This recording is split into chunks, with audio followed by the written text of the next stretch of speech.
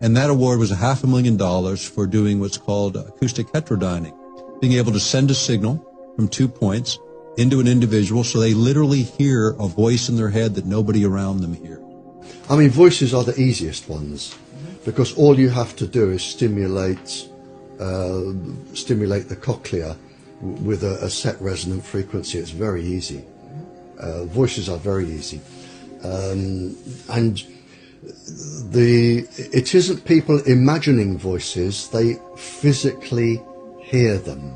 You can physically make people hear voices, certain voices, and it can be any conversation, and it can be anybody you want to hear. It can be a soft, angelic voice, it can be a god, it can be something that scares you like a devil.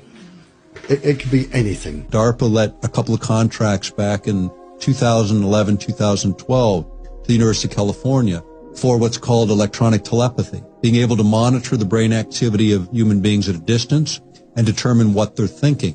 And then on a second contract, actually developing complex signals, being able to send them into the brain of another person, literally transmit a message. This is where the technology is today. What we're here to talk about today is the fact that the brain is and will be the 21st century battlescape in many ways. End of story. You will encounter some form of neurocognitive science that has been weaponized not only in your military career, but in your personal and professional lives.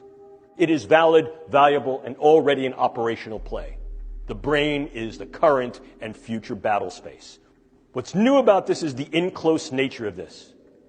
Increasingly, we're not seeing these things as weapons of mass destruction against gross aspects of the population.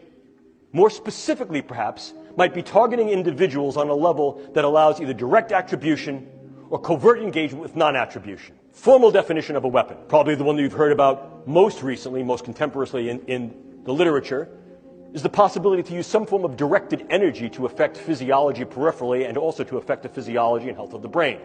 Case in point here, U.S. Embassy personnel in Havana and possibly in China.